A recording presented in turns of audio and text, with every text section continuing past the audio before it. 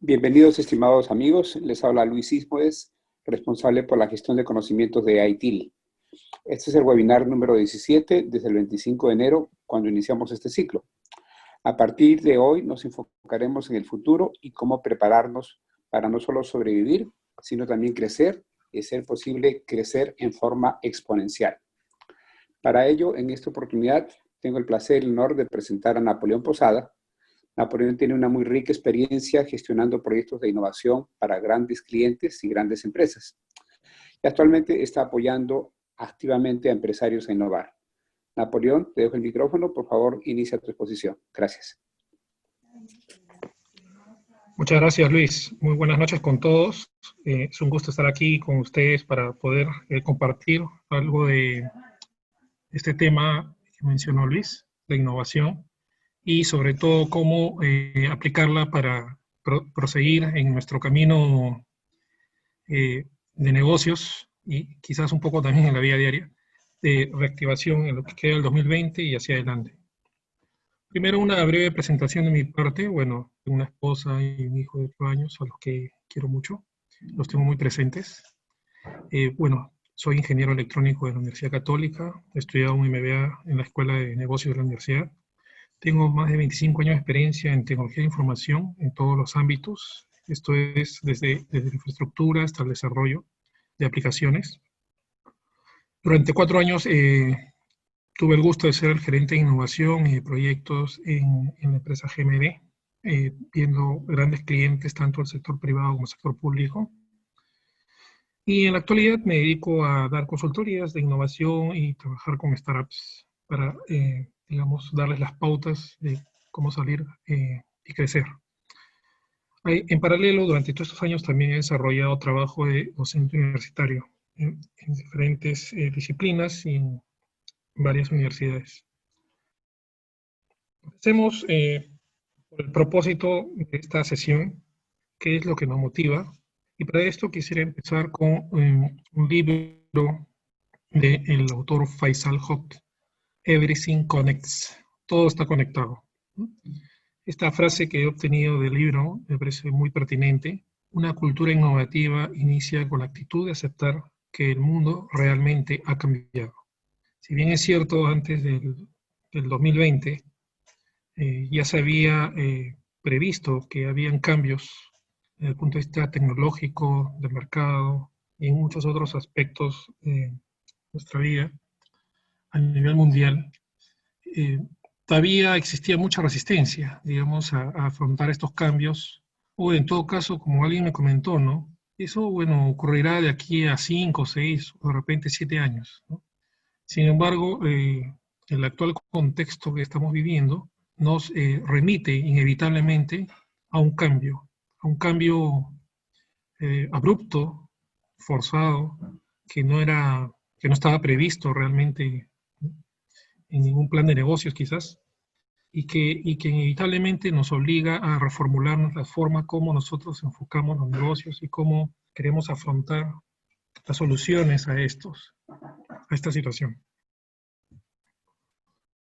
Para esto he recopilado una pequeña infografía que elaboró Agence France Presse, la agencia de prensa francesa, en la cual ellos de alguna manera vislumbran o recopilan también cómo sería nuestra vida luego de este aislamiento forzado, de esta pandemia que se ha presentado. Y aquí en esta infografía las relato rápidamente, podemos apreciar algunos aspectos que estamos viviendo, ¿no? que nos son muy cotidianos, que nos son muy similares. Y hay que tener en cuenta que esta infografía, Agence France Presse, la ha elaborado teniendo en mente el contexto de Europa, ¿no? No es una cosa específicamente hecha para nosotros o para un país en particular. Sin embargo, la similitud que se da entre el contexto de Europa y el nuestro es bien cercano. Primero, evitar grandes concentraciones, ¿no? Se habla del distanciamiento social, ahí menciona al menos 1 metro de distancia. Posteriormente los expertos han estado indicando que son 2 metros y algunos dicen que hasta 5, dependiendo de la dirección del viento. Bueno, en fin, distanciamiento en el trabajo, siguiendo la misma regla anterior, ¿no? Lo cual fomenta el uso del teletrabajo, el trabajo a distancia y las teleconferencias como esta que estamos brindando en este momento. El uso de mascarillas, desplazarse a través de vehículos individuales como bicicletas, por ejemplo, tener una higiene más estricta, ¿no? En el entendido de que, digamos, si antes teníamos una higiene regular, ¿no? En cuanto al lavado de manos, etcétera, ahora esto tiene que ser mucho más frecuente y más, digamos, estricto. El uso de servicios digitales como el comercio en línea, con delivery sin contacto o el menor contacto posible. El refuerzo del sistema inmunitario a través de la gimnasia en casa. La enseñanza a distancia, que ha creado bastante polémica en las últimas semanas con respecto a si es viable o no es viable entregar clases a distancia a través de plataformas virtuales. Ha generado todo un debate al respecto. Y finalmente, algo que de repente para nosotros no es muy visible aún, pero es el tema de los eSports. Los eSports o deportes electrónicos fundamentalmente están basados en videojuegos, ¿no? Ya sea juegos de sala, juegos de mesa, o en todo caso simulaciones de juegos de la vida real tipo FIFA, ¿no? En este sentido, digamos, las ligas de deporte profesional están trabajando muy duro para solicitarles a los gobiernos para que se pueda realizar al menos los eventos deportivos, sí, con los estadios vacíos y sean televisados, porque su modelo de negocio en realidad se fundamenta más en la publicidad televisiva que en la taquilla del estadio. Esperemos que esto también pueda ser viable. Yendo a nuestro contexto nacional, ¿no? Nuestro gobierno, a través de la presidencia del Consejo de Ministros, ya ha establecido un plan de reinicio a través de 4 fases. Nosotros estamos, digamos, ahorita en el marco de la fase 1, en la cual se está habilitando o evaluando que empiecen a trabajar las mineras, pesquería, construcción, los servicios vinculados, digamos, a las telecomunicaciones o servicios prestados a empresas o algunos restaurantes, pero con entrega a domicilio, ¿no? O productos agrícolas, ¿no? En las próximas semanas debería aplicarse la fase 2, siguiendo con industria y minería, más proyectos de construcción, exportaciones e importaciones de bienes orientados al sector comercial, ¿no? Productos agrícolas, y comenzar a generar, digamos, mayor movimiento de las actividades relacionadas con servicios y restaurantes. Y así sucesivamente, ¿no? Está dejando para el final algunas actividades como entretenimiento, comercialización en general, transporte interprovincial, atractivos turísticos. Probablemente, bueno, en el plan original dice agosto, esperemos que se mantenga para que estos sectores económicos no se vean perjudicados.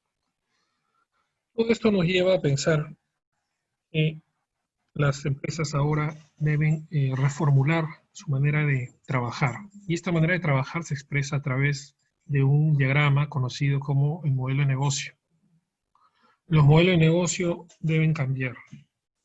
¿Por qué deben cambiar? Porque se hace urgente adaptarse a la nueva situación, al nuevo contexto. Y la vía que nos va a facilitar adaptarnos a este cambio es la innovación.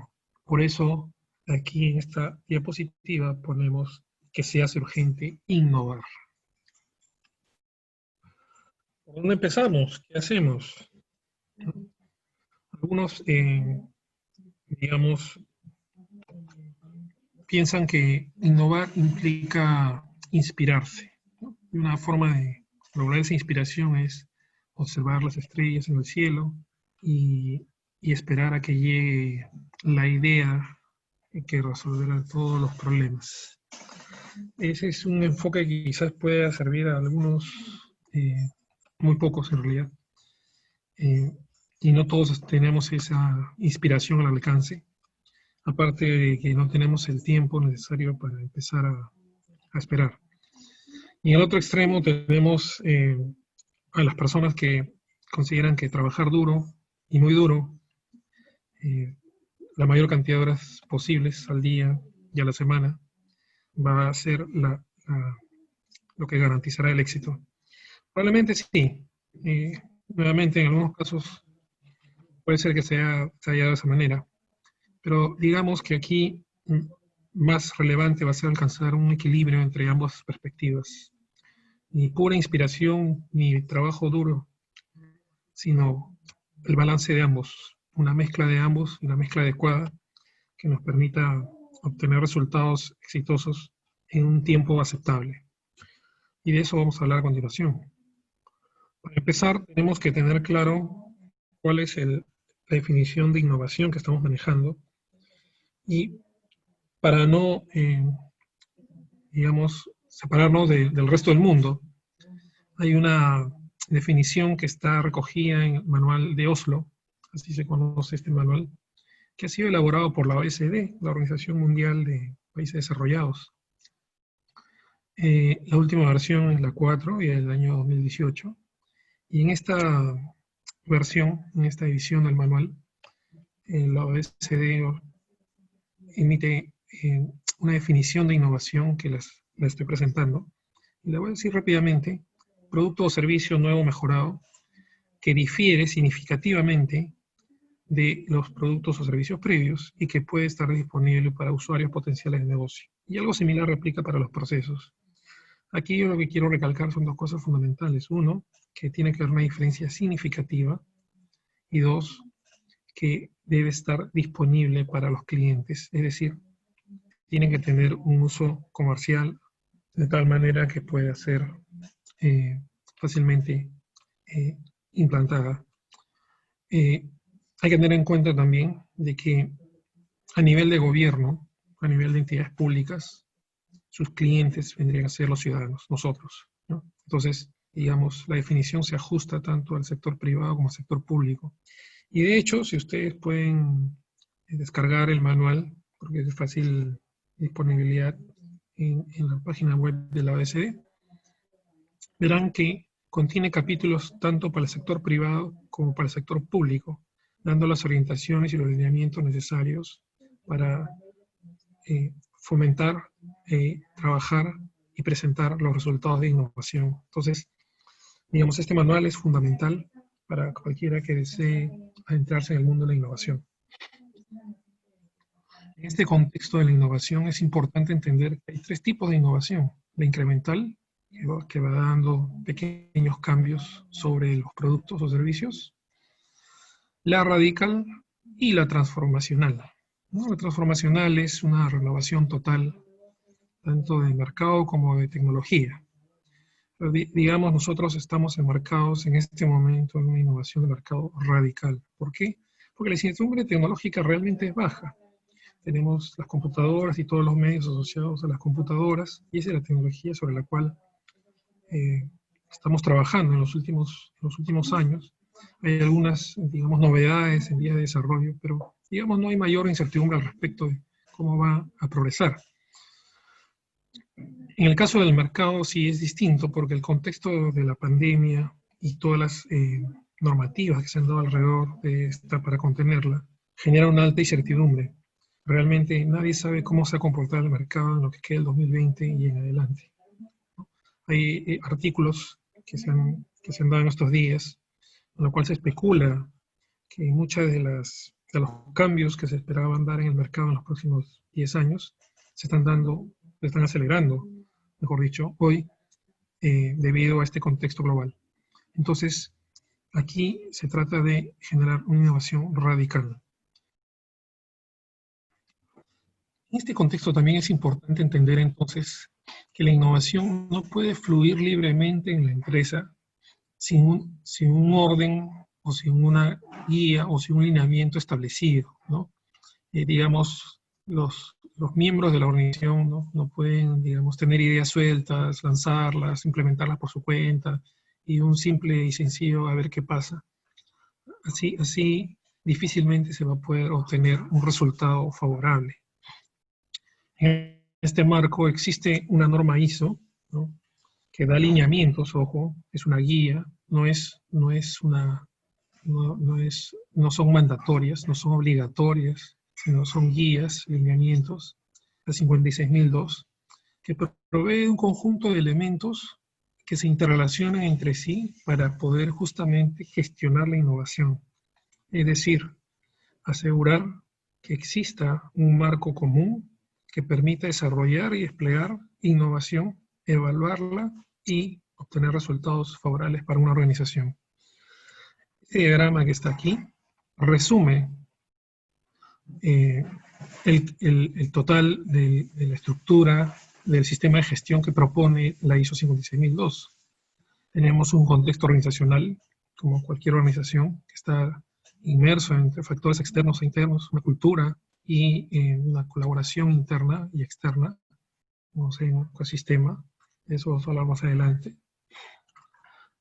Hay un liderazgo dentro de la organización, normalmente encabezado por el CEO, donde se tiene que haber actitudes y conductas claras de compromiso, visión, estrategia, políticas. Y dentro de esto hay un proceso establecido para la gestión de la innovación, que va primero por identificar las oportunidades, sean internas o externas, conceptualizarlas, validar los conceptos, desarrollar soluciones, desplegarlas. Y como ustedes verán en el diagrama, todo esto está interactuando entre sí permanentemente. ¿Esto qué quiere decir? Que no es un proceso lineal, etapa por etapa, sino que son fases que se van dando de manera iterativa, una tras otra, pero pueden regresar a la etapa anterior o de repente una o dos fases atrás y así hasta obtener el éxito. ¿Cómo entiende la norma ISO el éxito? El valor percibido por el usuario final de la organización, llámese cliente, llámese ciudadano o cualquier otro usuario, sea interno o externo. Dentro de todo este proceso hay actividades de soporte que provienen de las áreas de planeación, operaciones, evaluación del rendimiento, mejora continua, ¿no?, que se vinculan con otras normativas y que deben proveer los recursos y competencias necesarios para facilitar el proceso de innovación. ¿Por dónde empezar entonces? Bueno, dentro del marco de gestión de la ISO 56002, vimos que en la parte superior hay un componente, un elemento que es fundamental para el éxito, que es el liderazgo. Entonces, todo debe empezar por la cultura de la organización. La cultura de la organización debe estar orientada a la innovación. ¿Qué implica estar orientados a la innovación? Bueno, está resumido en este diagrama. Primero, escuchar. Escuchar es fundamental. Dentro de cualquier organización, el liderazgo debe fomentar el que se escuche. Pero ojo, escuchar implica entender lo que el otro me está diciendo o me está comunicando. Estar abierto, no rechazar ideas, evaluarlas antes de cualquier rechazo, estar abierto a los nuevos paradigmas, a las nuevas tendencias, ver las nuevas posibilidades, los nuevos nichos de mercado que se puedan presentar, fomentar una cultura de colaboración, y ojo que fomentar una cultura de colaboración implica tener resultados comunes o evaluaciones de desempeño compartidas, hay que verlo así, porque hay organizaciones que dan mensajes en el sentido de que se debe colaborar, pero al mismo tiempo establecen metas individuales. Entonces, las personas, lógicamente, buscan cumplir sus metas individuales y se olvidan de la colaboración, a menos que una de sus metas individual sea colaborar. Para lograr una mejor colaboración es justamente establecer metas comunes. También mantener una organización plana, lo más digamos, horizontalmente jerárquica posible, no llenarla de niveles burocráticos. Lo único que hacen es retardar las decisiones dentro de una organización. Y finalmente, quizás la más dura y la más difícil para muchas organizaciones o para muchos líderes es aceptar el fracaso. El fracaso debe aceptarse y verse como si fuera una prueba que tenemos que cumplir en resultado, más no en procedimiento. ¿Esto qué implica? Implica que a veces el fracaso es el producto de haber utilizado un procedimiento no adecuado. Entonces, es cambiar el procedimiento por otro. Y así hasta encontrar el éxito, ¿no?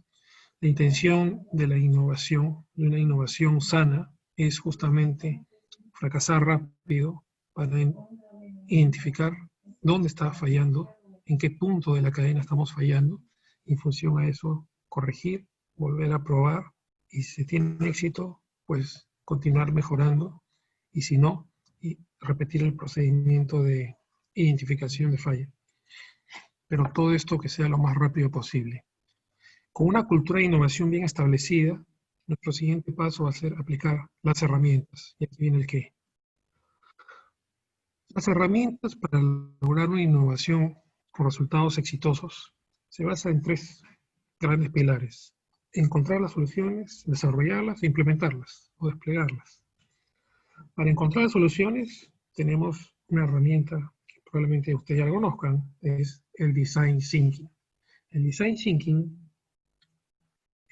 lo vamos a explicar más adelante en detalle, nos permite justamente escuchar a nuestros clientes, a nuestros usuarios, en función a eso, encontrar soluciones. Luego tenemos el desarrollo de soluciones basado en la técnica de Lean Startup. Y finalmente, desplegar las soluciones basadas en las metodologías ágiles. Y vamos a explicar esto. Primero, el Design Thinking. Design Thinking tiene 5 fases. La primera fase de ellas es empatizar. Empatizar implica identificar a nuestros usuarios, entender qué es lo que les importa y cómo me identifican. En función a esta empatía, yo voy a poder generar algunas ideas que poco a poco van a ir tomando forma a través de la siguiente fase, que es la definición del problema. ¿Qué es lo que quieren? ¿Qué les podemos construir? ¿Y cómo interpretarlo? ¿Esto qué implica? Implica, si lo queremos decir de una manera sencilla, aterrizar el problema que queremos resolver para nuestros usuarios. Es decir, en la empatía hemos entendido sus necesidades y expectativas. En la definición le damos forma a esas necesidades y expectativas a través de un problema. Y en la siguiente fase, que es la ideación, vamos a encontrar soluciones para ese problema. Ojo, tiene que haber un solo problema bien definido. Mucho del éxito implica ser focalizado, es enfocarse en algo en particular, no tratar de atacar todos los problemas a la vez, ¿no? Porque eso solamente va a generar mucha dispersión. Entonces, con un problema bien definido, podemos generar muchas ideas y estas ideas deberán ser adecuadamente filtradas para ver cuáles corresponde prototipar. En otras palabras, elaborar maquetas de nuestras ideas que la podamos presentar a nuestro usuario.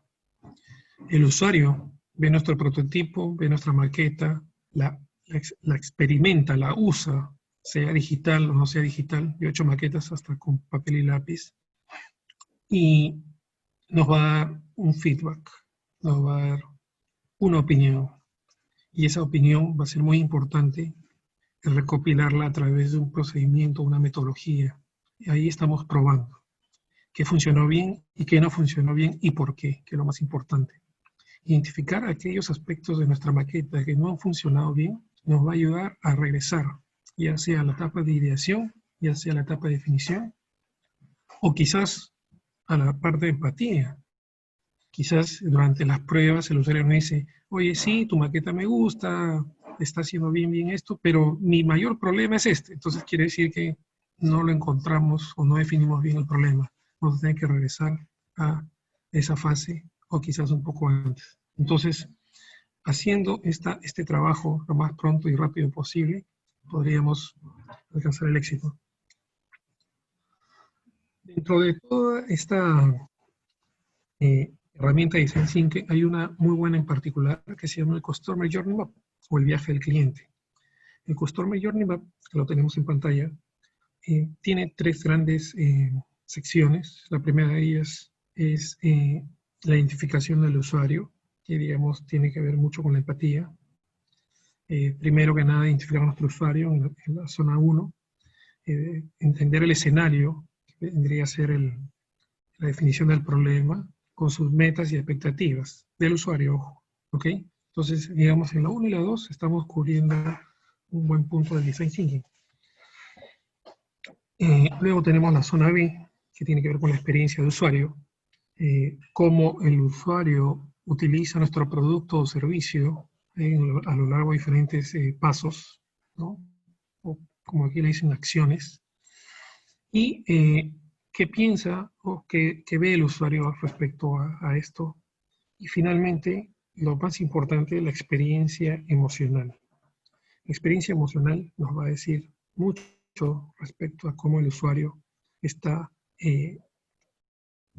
llevándose, conociendo nuestro producto o servicio, y como se darán cuenta, los puntos, digamos, altos, los picos, son los de mayor satisfacción y los puntos bajos o valles son los de menor satisfacción. De tal manera que esta línea curva que tenemos en el número 6 nos representa de alguna manera aquellos puntos donde tenemos que trabajar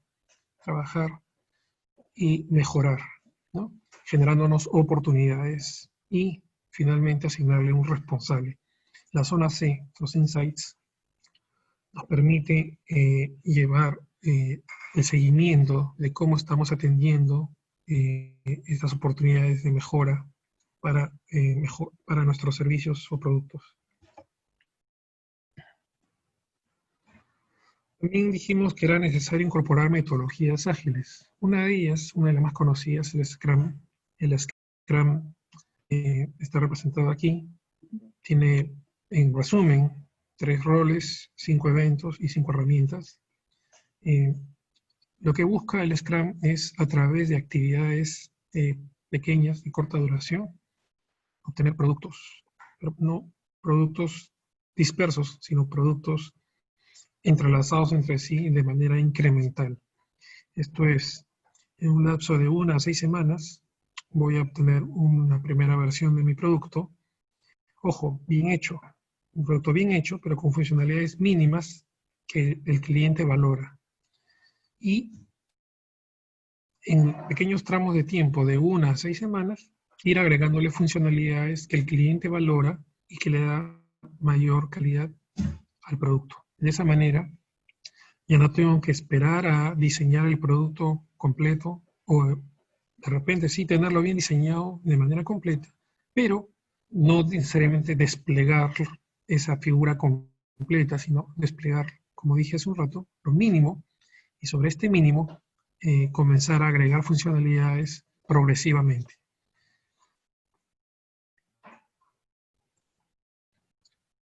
Entonces, ¿cuáles son los factores de éxito para obtener una innovación aceptable, favorable a la organización en este corto periodo de tiempo que tenemos para resolver el problema? Pues aquí los he colocado. Tenemos, primero que nada, tener muy en cuenta que cultura y liderazgo están íntimamente entrelazados. La cultura no se genera por sí sola, proviene del liderazgo de la organización. El liderazgo de la organización está fuertemente influido por la cultura organizacional. Es una vinculación muy íntima. Si se quiere modificar la cultura de una organización, tiene que empezar por la cultura del líder. En la medida que la cultura del líder, que es el modelo, el patrón de la organización, cambia, la cultura organizacional también va a cambiar. En segundo término, la actitud de perseverancia. Y esta actitud de perseverancia se deriva de justamente haber asimilado aceptación al fracaso. Solamente quien acepta un fracaso persevera. Así de simple. El que no acepta lo que es un fracaso, no persevera, simplemente abandona. Pero el que acepta el fracaso, persevera, porque sabe que si insiste, va a alcanzar el éxito. Eh, Después tenemos no perder de vista las personas. Estamos rodeados de personas, los clientes, los colaboradores, los ciudadanos, todas las personas cuentan y eso va en el sentido de que deben ser escuchadas, su opinión es válida y debe tomarse en cuenta, ¿no? Eh, Luego tenemos que formar un ecosistema. Eso lo mencioné cuando vimos la ISO 50002. Formar un ecosistema es fundamental. Los negocios no surgen por sí solos, son parte de una cadena, siempre son parte de una cadena. Entonces es indispensable formar un ecosistema, trabajar con negocios similares o complementarios, de tal manera que las alianzas facilitan la reactivación, facilitan el surgimiento de los negocios. Este ecosistema no necesariamente quiere decir, eh, digamos, formar tampoco oligopolios, ¿no? O sea, eso tampoco se busca, ¿no? Pero sí una colaboración sana entre las empresas, punto de vista de clientes, formar una misma cadena, eh, trabajar en un mismo objetivo, ¿no? Y finalmente, no menos importante, la calidad de los datos. Para tomar decisiones hay que tener datos. Y si esos datos no tienen una buena fuente o son cuestionables, entonces las decisiones que estamos tomando también lo serán. En resumen, entonces, los 5 factores de éxito: cultura y liderazgo, actitud y perseverancia, personas, formar un ecosistema y tener una calidad aceptable de los datos que nos permiten tomar decisiones. Para terminar esta sesión, nuevamente voy a este libro de Faisal Haq, Nobody is success in a silo. Nadie es exitoso aisladamente, en un silo de los graneros. Nadie es exitoso aisladamente. ¿Okay? Es necesario trabajar juntos, entre todos, complementándonos para poder alcanzar el éxito. Bien, muchas gracias por su atención. Los dejo nuevamente con Luis para proceder a la siguiente etapa de esta sesión. Muchas gracias. Muchas gracias a ti, Napoleón. Nos dejas unas guías realmente muy útiles y unos principios que seguramente nos van a apoyar a la mejora de nuestras aptitudes y actitudes para innovar. Me permito recordarles que este tipo de webinars los hacemos también con la idea de que ustedes conozcan a nuestros nomads y que puedan solicitar los talleres de 4 a 6 horas, en este caso que la innovación sería dado por Napoleón, y que lo pueden recibir en forma flexible en el dispositivo de su preferencia.